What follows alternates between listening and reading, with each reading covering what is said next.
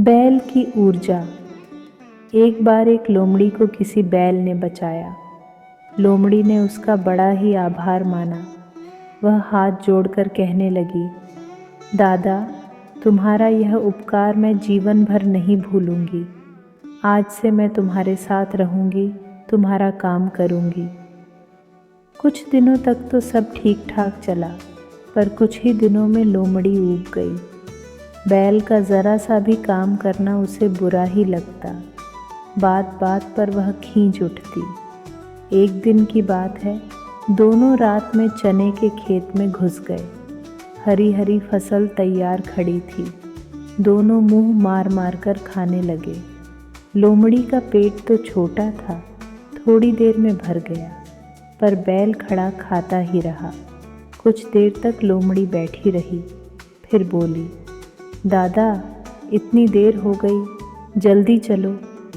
अभी पेट तो भर लूं या यूं भूखा ही ले चलोगी?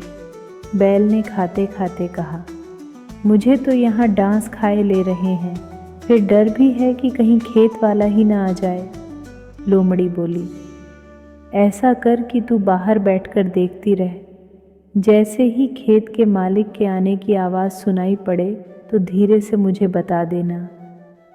बैल कहने लगा। लोमड़ी को मन ही मन गुस्सा आने लगा। वह बड़बड़ाने लगी, इसका पेट है कि खदान? ये तो है नहीं कि जल्दी से खा पी कर चलता बने। रोज़ रोज़ मुझे 2 घंटे ऐसे ही बिठाता है।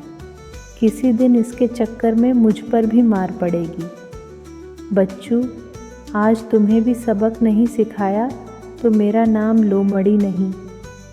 बैल खाते हुए 1-2 बार बीच बीच में पूछ भी लेता, कोई आ तो नहीं रहा है?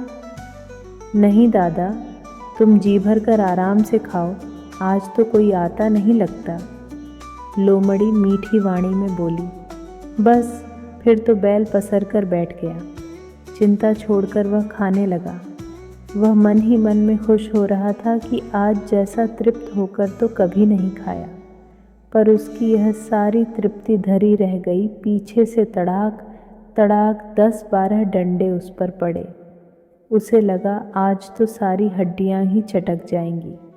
जैसे तैसे वह उठा, फिर बड़ी कठिनाई से लंगड़ाता लंगड़ाता, डंडे खाता और तमाम गाली सुनता हुआ खेत के बाहर आया।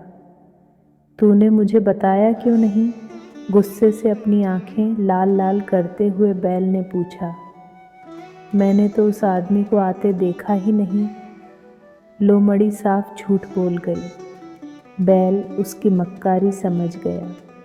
वह भी बहुत दिनों से उसे सबक देने की सोच रहा था। आज तो वह गुस्से से दांत पीसने लगा। मन ही मन बोला, तेरी अक्ल ठिकाने न लगाई तो मेरा नाम भी हीरा बैल नहीं। 6 दिनों बाद बैल बोला, अरे सुनती है, नदी पार एक खेत में सुना है बड़ी भरी पूरी फसल हुई है, चलेगी क्या? नदी किनारे तुझे मेंढक और चूहे भी मिल जाएंगे। लोमड़ी खुशी खुशी उनके लोभ में राजी हो गई। वह तो उस लोमड़ी का अधिक प्रिय भोजन ही था। लोमड़ी तो नदी में चल नहीं सकती थी। बैल उसे अपनी पीठ पर बिठाकर नदी पार ले गया। वहाँ उन्होंने पेट भरकर खूब खाया। लोमड़ी ने तो नदी के किनारे मेंढक भी इतने खाए कि उसे खड़ा होना भी मुश्किल हो गया। जैसे तैसे पेट सहलाती वह बैल की पीठ पर सवार हुई। बीच धार में आकर लोमड़ी को एकाएक झटका लगा। वह चीखती हुई बोली, ये क्या किया दादा? अरे, मैंने तो डकार ली है। बैल भी अनजान बनते हुए बोला। वास्तव में बात यह थी कि बैल लोमड़ी को सबक सिखाना चाहता था, इसलिए उसने ही जानबूझकर उस लोमड़ी को झटका दिया था। लोमड़ी तुरंत समझ गई कि यह बैल की जानबूझकर की गई करतूत है। पानी में वह बस डूबने ही वाली थी। जोर से चीखी, बचाओ दादा, बचाओ। बैल उसे जान से मारना तो नहीं चाहता था, बस थोड़ा सा सबक ही देना चाहता था। बैल ने तुरंत ही आगे बढ़कर लोमड़ी को पानी की तेज धार में बहने से रोका। अपनी पीठ पर चढ़ाकर नदी पार कराई। किनारे पर आकर बैल कहने लगा, तुझसे कुछ बात कहनी है। देख, तू यह न समझ कि तू ही बहुत तेज तर्रार है। तुझ में चालाकी अधिक है तो मुझ में शारीरिक बल। तू यह न सोचना कि मुझे तंग कर लेगी। लोमड़ी नीचे की ओर सिर झुकाए बैल की वे सारी ही बातें चुपचाप सुन रही थी। बैल फिर बोला, सुन, तू मेरे साथ नहीं रहना चाहती है तो अभी से अलग रास्ते पर चली जा। मेरे साथ रहना है तो वफादारी से रहना होगा। मित्रता में एक दूसरे के साथ छल करना बहुत बुरा है। जब तक मन मिलते हैं तभी तक मित्रता होती है और तभी साथ रहना अच्छा होता है। तेरे मन में मेरे लिए प्यार नहीं है, तू मेरा कुछ भी भला नहीं सोच सकती, तो जा, जिसे चाहे उसे दोस्त बना। लोमड़ी की समझ में अपनी सारी गलतियाँ आ गई थीं।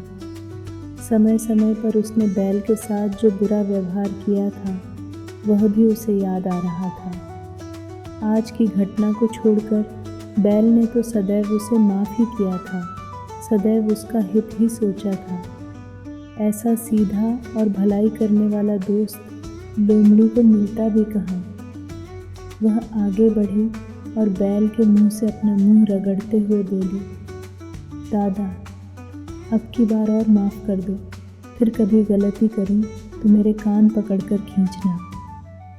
बैल ने भी उसके सारे अपराध भूलकर उसको फिर से मित्र बना लिया था।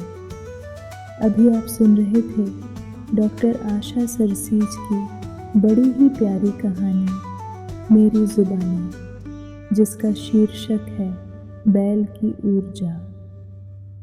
यदि आपको मेरी कहानी पसंद आती है तो लाइक और सब्सक्राइब करें और संदेश द्वारा ज़रूर बताएं कि कहानी पढ़ने में कैसी है।